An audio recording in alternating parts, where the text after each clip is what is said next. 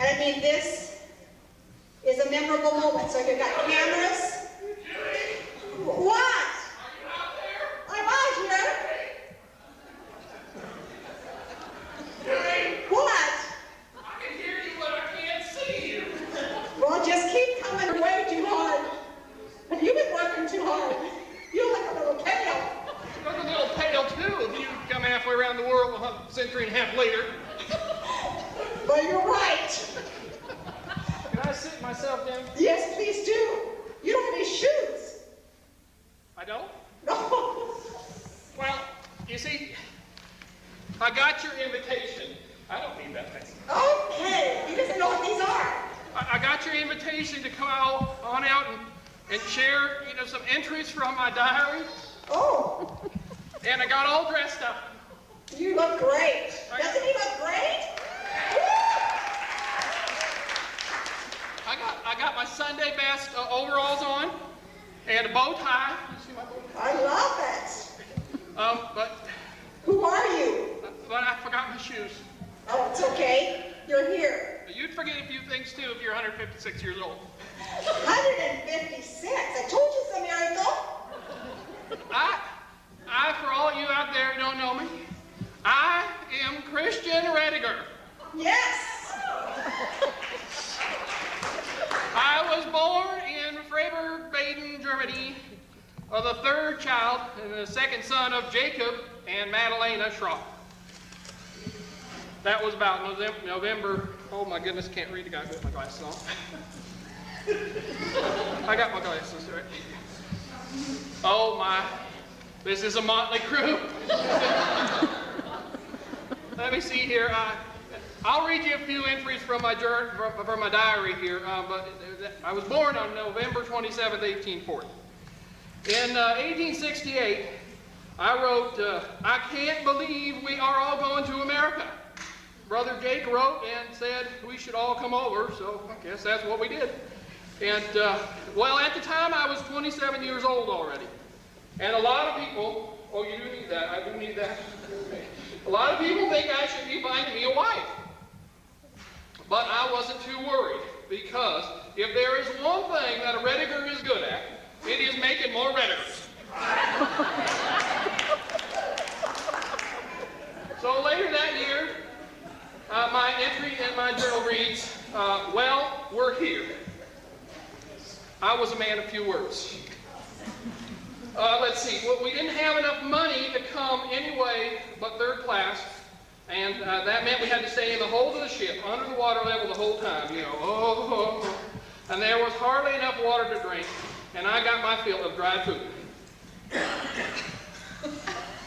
As you know, Redigers, we are usually a poor bunch, or as church mice, they'd say.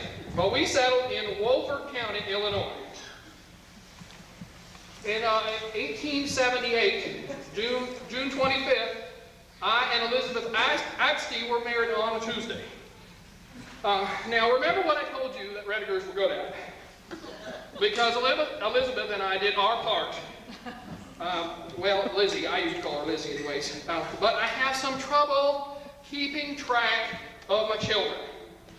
So I'm going to ask your help along the way here. In 1879, a baby daughter at our house, we named her Phoebe. And in 1880, on September 15th, we had a boy named Joseph. Now, how many is that? Oh, my goodness. These people can count. That's very exciting. Let's see. But you know what? They can count, but I can't hear so well. How many was that? 5. 2. What are they teaching these kids in schools these days? They can't even count 2. How many was that? 2. Oh, thank you. In 1883, on January 22nd, there was another boy in our house. We named him Samuel. Now, how many is that?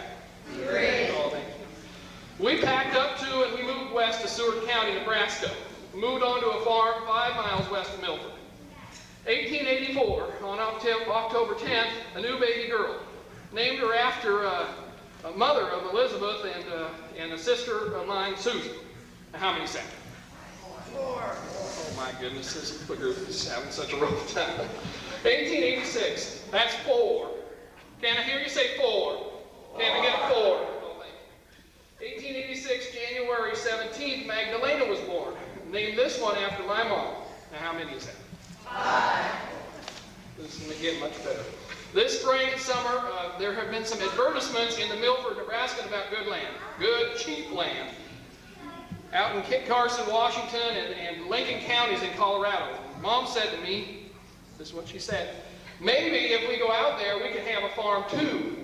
That sounds like a good idea to me. Of course, it was my idea, because I'd been thinking that we'd be moving to Colorado here and give it a try. October 14th, a bouncing baby boy. Named the last one after Mom. So this one was my namesake, Christian. Now, how many is that? 6. Oh, thank you. Get much better at this. Moving to Colorado. That's what we did in 1888. The town's name was Thurman.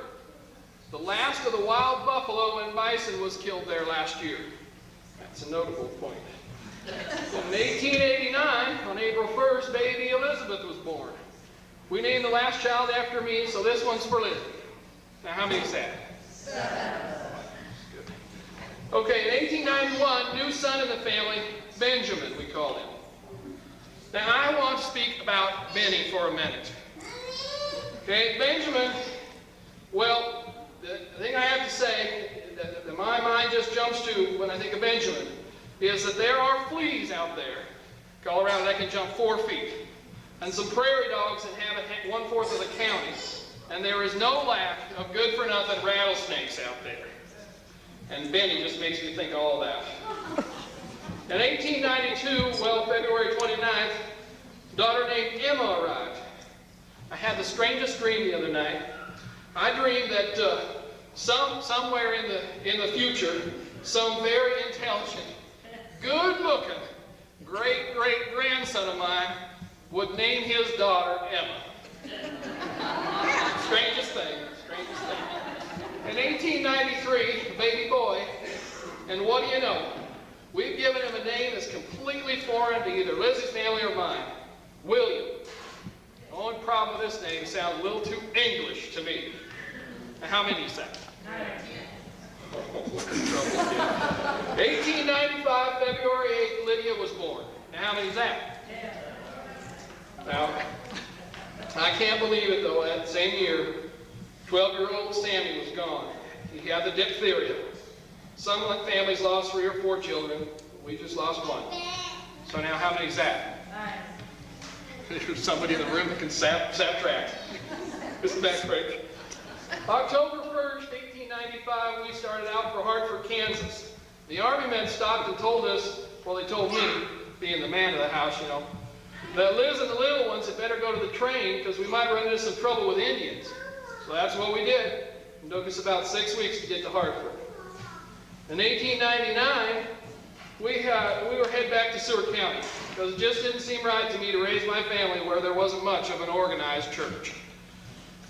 There were some good things, though, out there in Kansas. I just can't think of any right now. You'd forget a few things, too, if you're 156 years old, Judy. You're right. Okay, 1901, I'm back in the hog business. Have 15. Hogs, that is.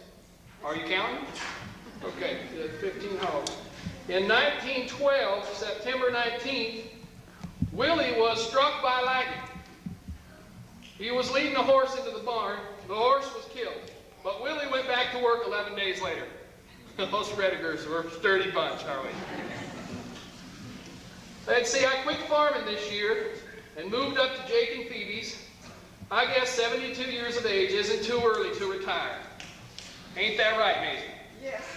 Ah, there we go. Glad to hear it. Okay, 1930, my Jacob died this April. Now, how many was that? Christine, Courtney, Emma, Megan. Right. Do you guys know that you're all related? You're all related to each other? Are you all sisters? No? Are you cousins? Yeah. Is this fun? Yeah, it's fun. Okay, Dottie.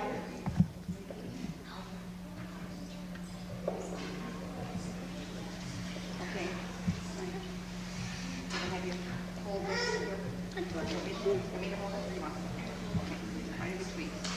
they can see actions. Ready? Ready? Little is mine.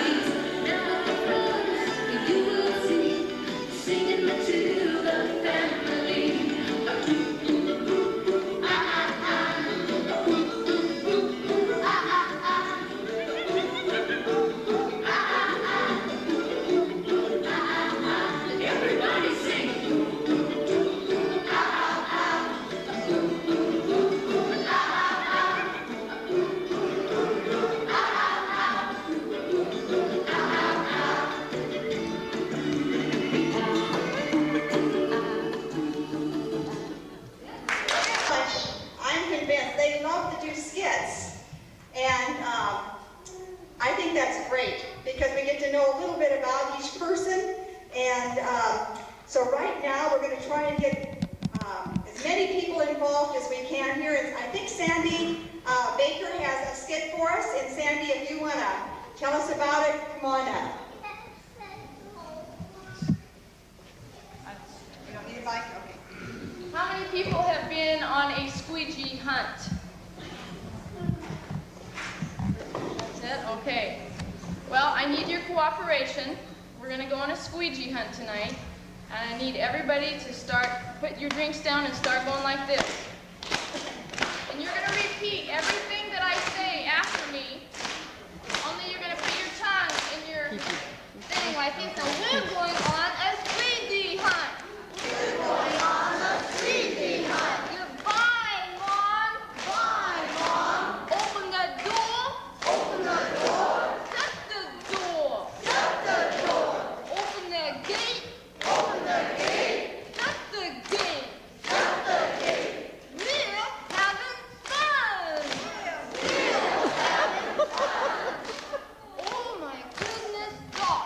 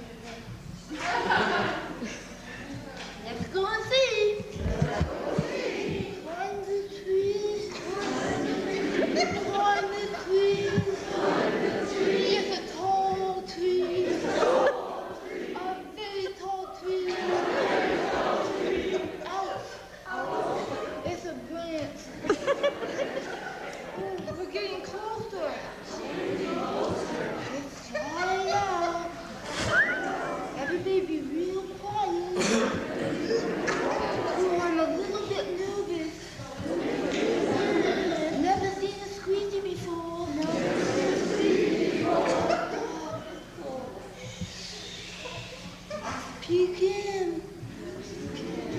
Oh my goodness. That's not sweetie. That's a mama eagle. A big mean mama eagle. Let's get out of here. Down the bus. Down the tree. Over the tree. Down. Here we go. Let's go. Let's go. Everybody come. Everybody come. We're running now. Faster.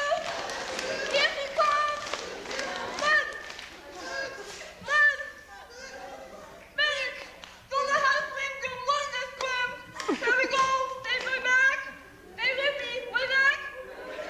Here we go. Here we go. Run. Run. Run. We're gonna do a fast stroke. Fast stroke. Side stroke. Side stroke. Neck stroke. Here we go. Keep going. Big. Run. Run. There's the hay. Hay fever. Hay fever. Run, run, run, run. Through the gate. Close the gate. Open the door. Shut the door. Hi, Mama. Never going on and squeeze your hand again. For today. Wow. I'm tired. That was great, Sandy. Thank you. All right. Before we go any farther, I've got some prizes. We need to find out a little more information about some of you people right now. All right. I need to know who's the oldest person here. We know that Mary is 87 and a half. Is there anybody else that's any older than 87 and a half and will admit it? Anyone else? Ray? How old are you, Ray? Okay, Mary, we have a little gift for you. Since you, how many of these retreats have you been on? Or reunions? Reunions. This is the third. This is the third one. Are you coming to the next one? I can't promise. You can't. I'll be 91 and a half. I can't promise, but I'll try. All right. That's all we ask.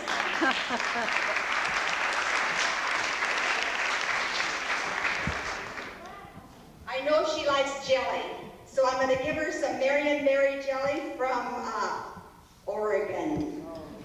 Thank you. You're welcome.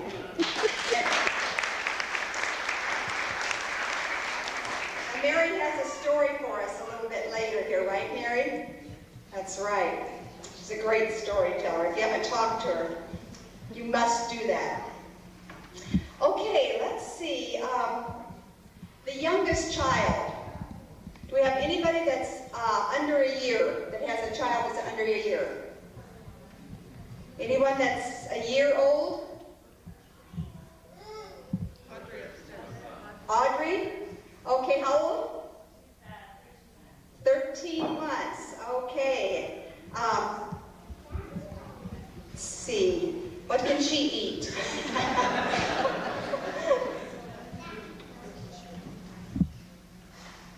We're going to give her some good Tillamook cheese. You'll notice these are all Oregon products. You catch it? Excuse me? Okay, we need to know who has the least hair here. Ivan! Okay, Ivan. Is there anyone else? I mean, it's worth the prize, you guys. Oh, we have somebody from New York, and then, how far is that? How many miles? Do you know? How much? 2,400 by air. Okay, Mary?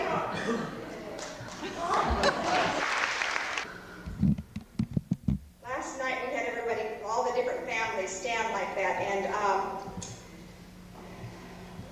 you know, it was a real toss-up of who had the most here between Bill and Phoebe's family, I believe. But I'm going to run through this one more time because we had about 50 more people come in today. And so how many are that Alex is made up all by his own self.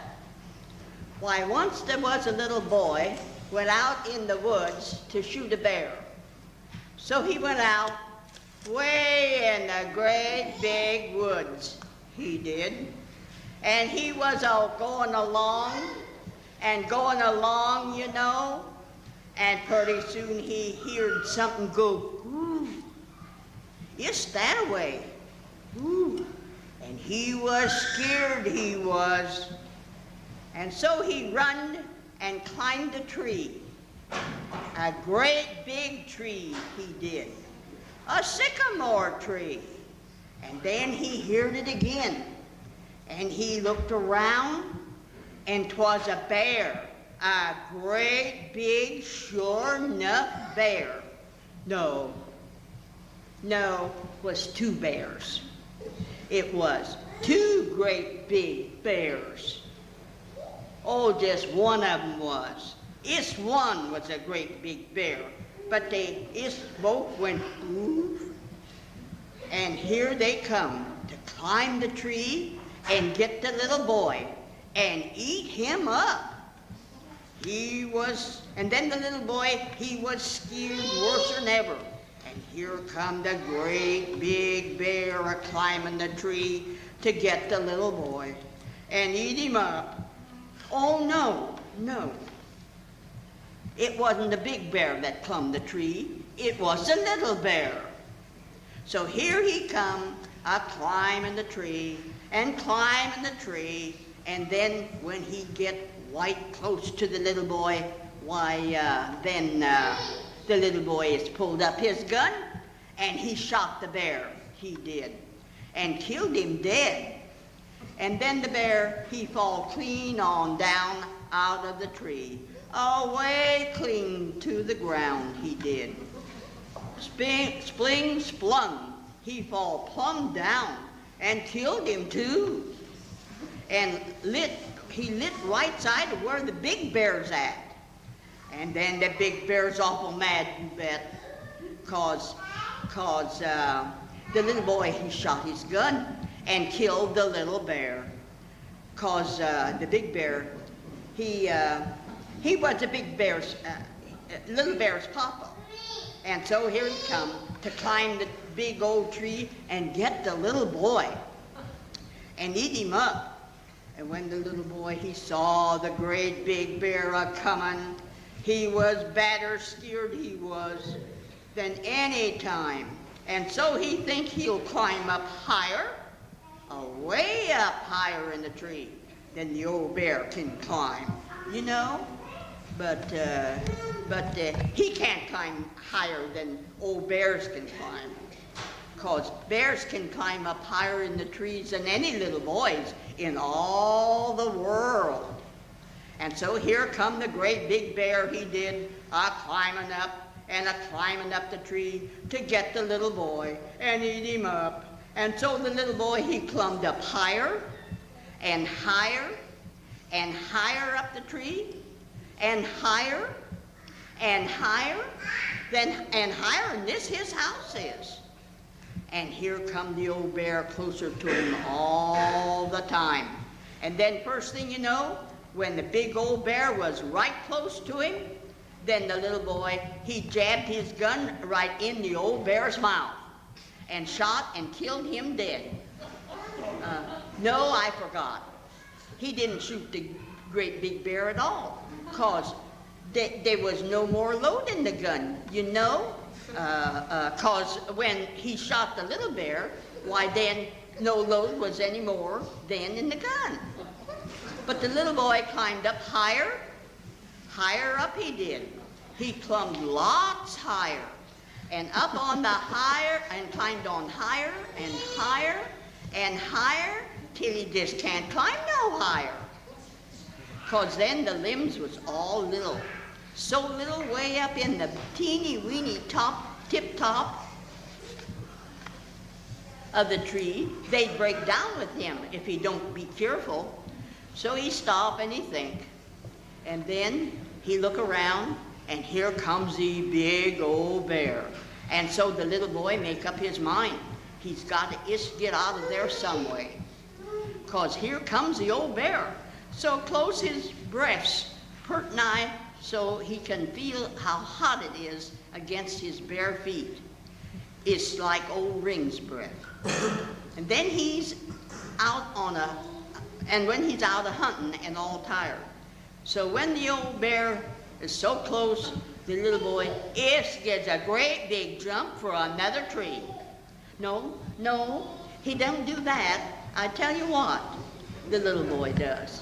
Why then, oh, yes. The little boy, he finds a hole up there that's in the tree, and he climbs in there and hides. And then the old bear can't find the little boy at all. But pretty soon, the old bear finds the little boy's gun that's up there. 'Cause the gun, it was too tall to took with him in the hole. So when the big old bear finds the gun, he knows the little boy's around about somewhere there. And so the old bear begins to snuff and sniff around and sniff and snuff around till he can find out where the little boy's hid at. And then, oh yes, pretty soon the old bear climbs way out on a big limb, a great big long limb, and then the little boy climbs out the hole and takes his axe and chops a limb off. And then the old bear falls plumb clean to the ground and busts and kills himself plumb dead, he did. And then the little boy, he get out his gun and he commences climbing down the tree again. No, he didn't get his gun, 'cause when the bear fall, then the gun fall too, and broke it all to pieces too. And the nicest gun, his paw is bited for him, and the little boy is cried, he did. And he went on climbing down the tree, and climbing down the tree, and climbing down. And, sir, when he's pert nigh near down, why then the old bear is jumped up again, and he ain't dead at all. I just said that. He was just... so he could get the little boy and eat him up. But the little boy, he was too smart to climb clean down out of the tree. And the old bear can't climb up the tree no more, 'cause when he fell, he broke one of his, he broke all of his legs. And then he couldn't climb. But he just won't go away unless the little boy come down out of the tree. And the old bear just growls round there, and he does, and he growls, and he goes, oof, oof, all the time. And the little boys have to stay up in the tree all night. And without no supper, never. Only there was apples in the tree. And the little boy just ate apples all night. And he cried, and he cried. And then when 'twas morning, the old bear went, ooh, again, and tried to climb up the tree and get the little boy. But he can't climb to save his soul. He can't. And oh well, he's mad. He is tear up the ground and he goes, ooh. And oh yes, pretty soon when mornings come, all light so you can see, why then the old bear finds the little boy's gun, that's on the ground. And it ain't broke at all. I just said that. And so the old bear thinks he can take the gun and shoot the little boy. But bears, they don't know much about shooting guns. So when he go to shoot the little boy, the old bear got the other end of the gun against his shoulder, instead of the other end. And when he tried to shoot the little boy, it shot the bear, it did, and killed him all dead. And then the little boy climbed down out of the tree and chopped his old woolly head off. Yes, and he killed the other bear again too. He did. And he killed both the bears, he did. And he took them home, and he cooked them, and he ate them, and that's all. We're kind of camping, aren't we, here? But years ago when we used to go camping, they didn't have all the facilities like we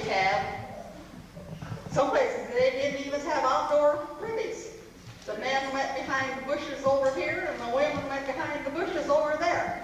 And so these people were going to go camping, and she just thought, I just wonder what facilities they have. So she thought, well, she'd write them a letter. And she started old-fashioned and delicate and elegant and everything. And so she and her husband were planning this week's vacation. So she wrote to this particular campground and asked for a reservation. And then she wanted to make sure if the campground was fully equipped. But didn't quite know how to ask about the toilet facilities. She just couldn't bring herself to write the word toilet in her letter. After much determination, she finally came up with the old-fashioned term bathroom commode. But when she wrote that down, she still thought she was being too forward, so she started all over again. And she didn't wrote the entire letter. And she referred to the bathroom commode merely as the BC. Does the campground have its own BC, is what she actually wrote. Well, the campground owner wasn't old-fashioned at all, and when he got the letter, he just couldn't figure out what the woman was talking about. That BC business really stumped him. After worrying about it for a while, he showed the letter to several campers, but they couldn't imagine what the lady meant either. So the campground owner finally came to the conclusion that the lady must be asking about the location of the local Baptist church. He sat down and wrote the following reply. Dear Madam, I regret very much the delay in answering your letter, but I now take the pleasure of informing you that BC is located 9 miles north.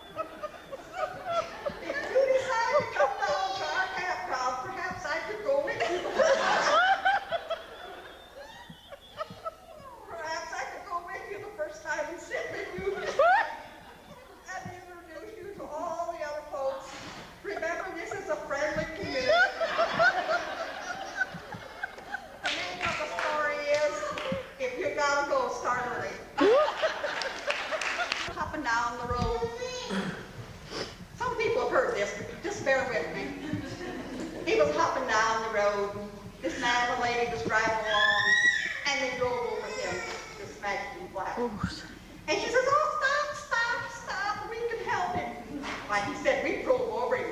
He said, we can't help him. He's dead. No, she said, I think we can help him. She said, just stop anyway, and I'll see what I can do. And so she gets out and she says, oh, little rabbit. Oh, she said, come on, you gotta get well. You gotta get up and walk again. And of course, she kept talking and coaxing and making, and finally she said, well, I'll give you a little squirt of this, maybe this will help. And she went like that. Sure enough, he wiggled one ear, and she kept her rubbing and making, and pretty soon she gave him another squirt, and he got up and started running down the road. And he went down the road ways, and he turned around and went back, and he waved at her. And he went down the road a little further, he turned around and waved at her. And pretty soon he was out of sight. He was clear gone. And her husband, he just